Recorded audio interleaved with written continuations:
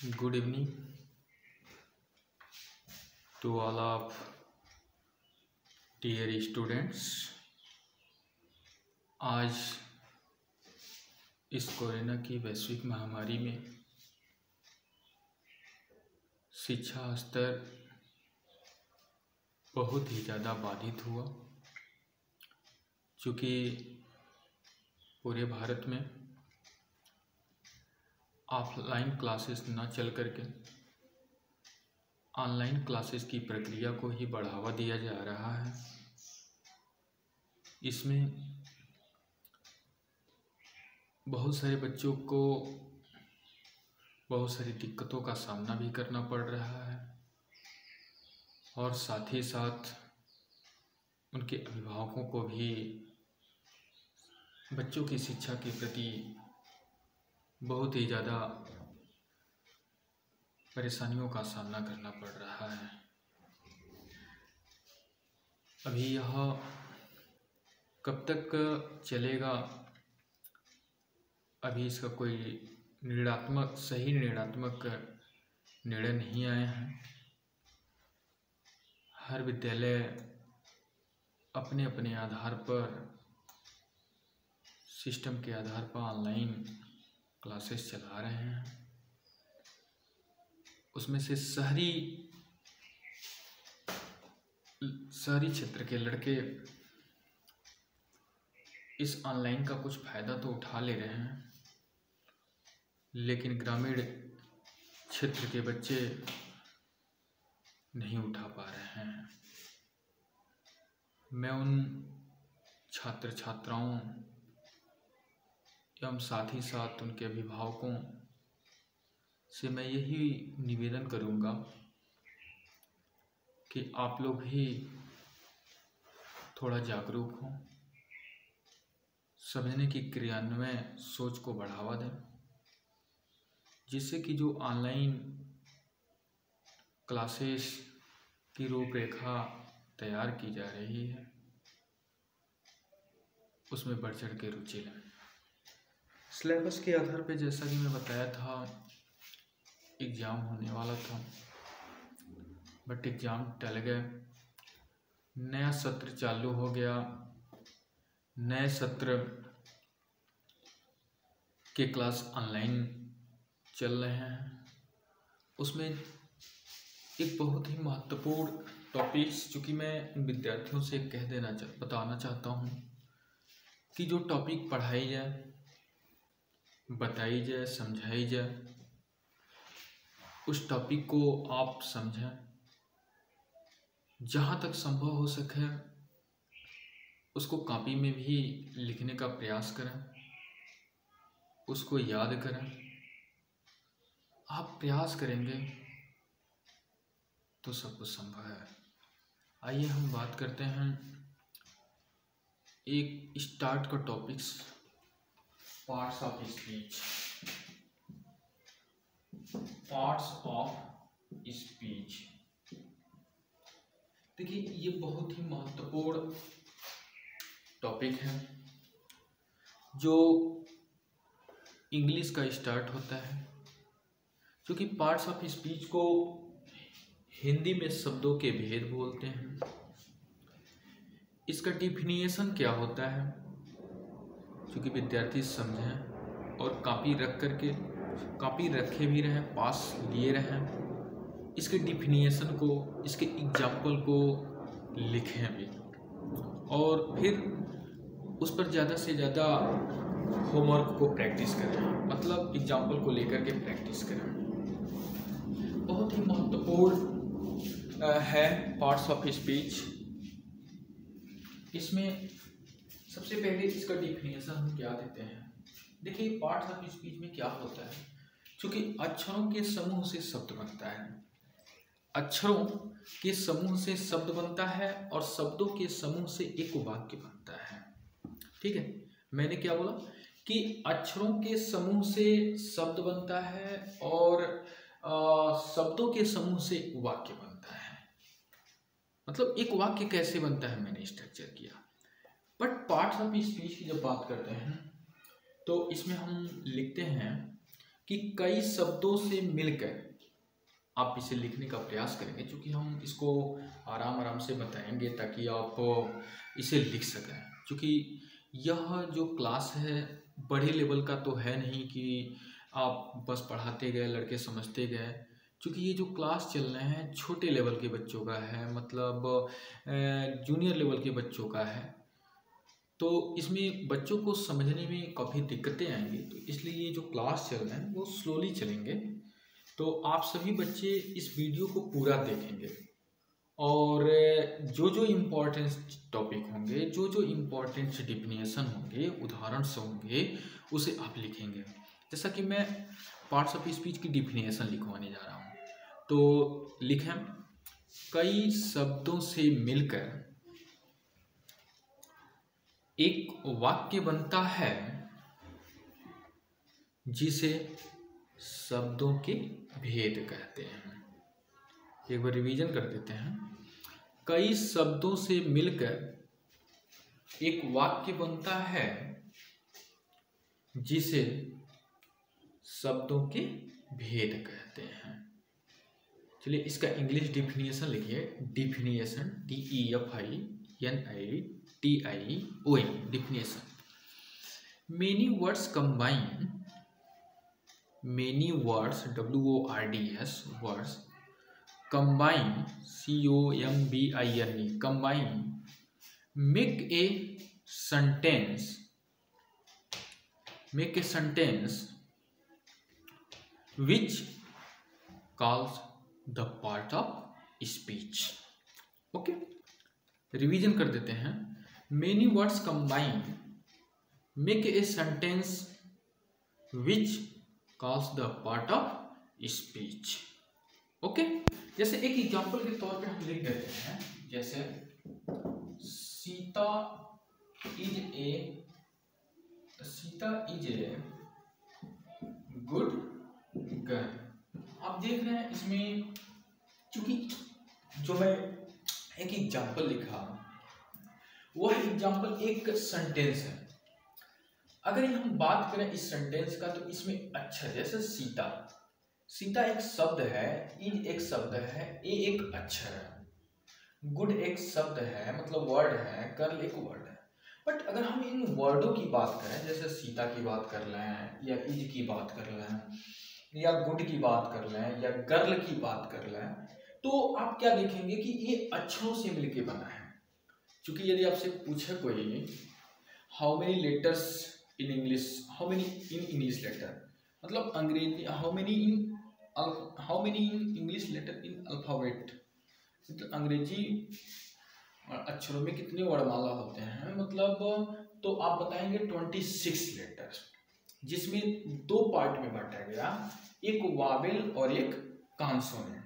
Means एक vowels और एक कॉन्सोनेंट में बांटा गया। ठीक है, तो चूंकि हमारे अंग्रेजी में कुल 26 अक्षर होते हैं, उन्हीं 26 अक्षरों से कुछ अक्षरों से मिला करके शब्द बनता है। तो जैसे सीता एक शब्द है, एक वर्ड है, लेकिन ये जो सीता है वह अक्षरों से मिलके बना था। ठीक है, तो यहाँ आप देख रहे हैं शब्दों को मिला करके एक वाक्य बनाया गया। यही क्या होता है, पार्ट ऑफ स्पीच।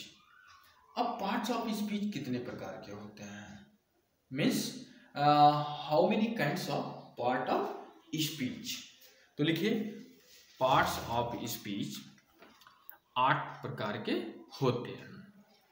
जैसे यहाँ क्वेश्चन बनता है कि पार्ट्स ऑफ स्पीच कितने प्रकार के होते हैं, तो आप बोलेंगे कि पार्ट्स ऑफ स्पीच 8 प्रकार के होते हैं। Means there are 8 type of parts of speech. ठीक है, तो पार्ट्स ऑफ स्पीच 8 प्रकार के होते हैं।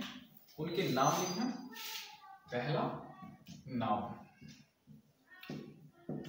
पहला लिखते हैं नाउन। नाउन को हिंदी में बोलते हैं संज्ञा, NOUN, नाउन मीन्स संज्ञा। दूसरा होता है सर्वनाम, PRONOUN, प्रोनाउन मीन्स होता है सर्वनाम। ये हिंदी है और ये इंग्लिश है। तीसरा होता है एडजेक्टिव, ADJECTIV, एडजेक्टिव विशेषण। अगला होता है वर्ब मीन्स VERB वर्ब क्रिया। अगला होता है एडवर्ब।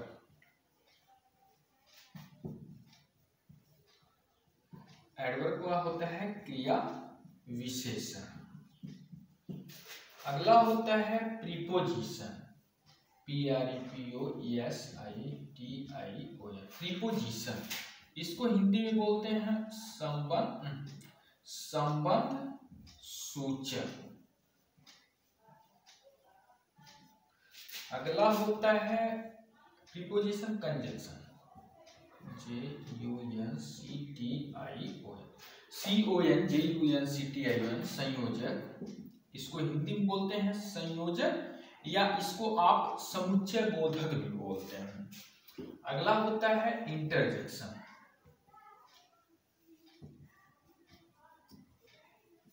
इंटरजेक्शन विस्मयादि बोधक। मतलब ये जो पार्ट्स ऑफ स्पीच के जो 8 प्रकार होते हैं उनके नाम इस प्रकार हैं। एक बार मैं रिवीजन कर देता हूँ। नाउन मतलब हिंदी और इंग्लिश दोनों लिख रहे हैं, ठीक है। पहले इंग्लिश उसके बाद हिंदी।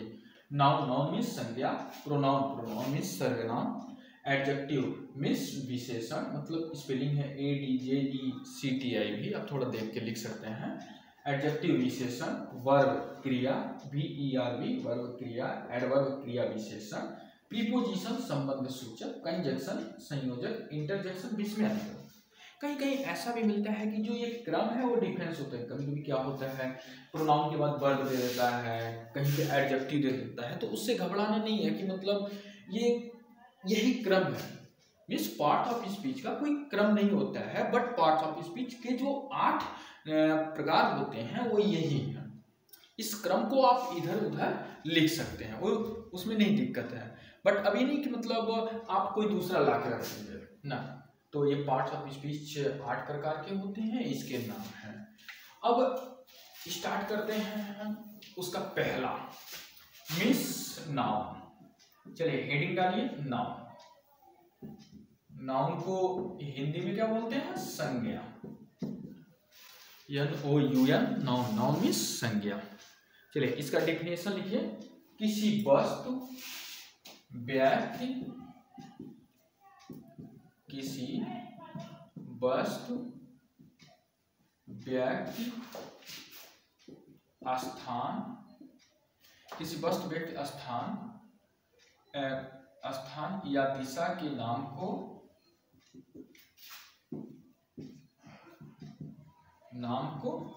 संज्ञा कहते हैं,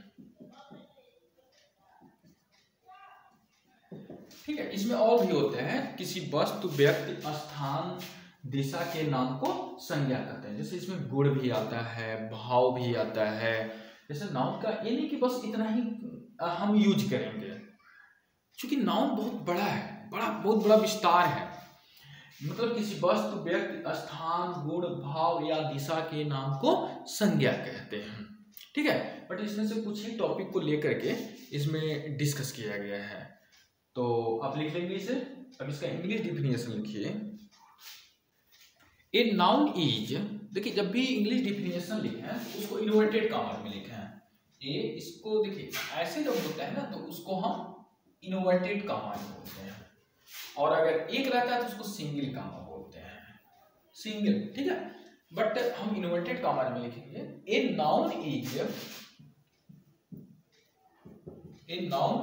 द नेम ऑफ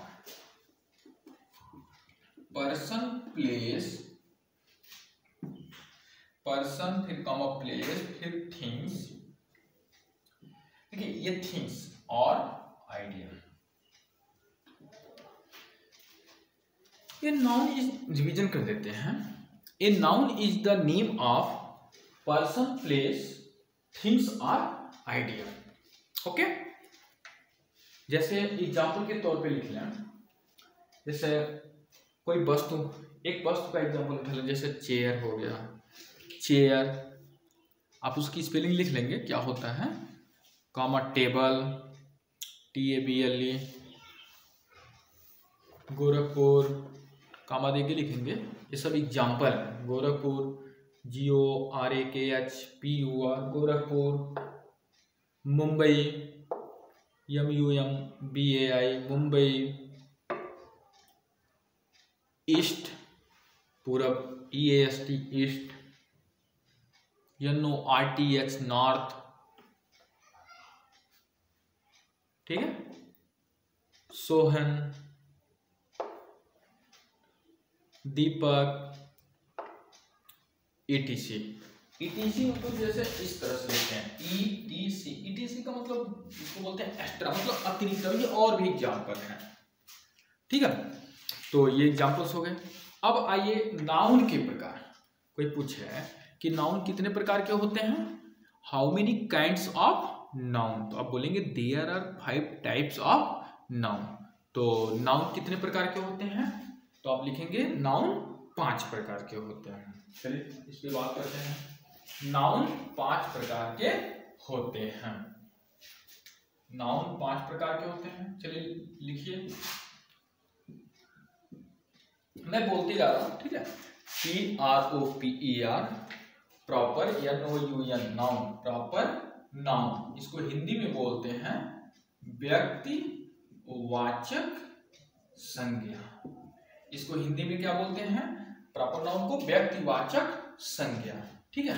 दूसरा होता है common noun, COMMON common noun.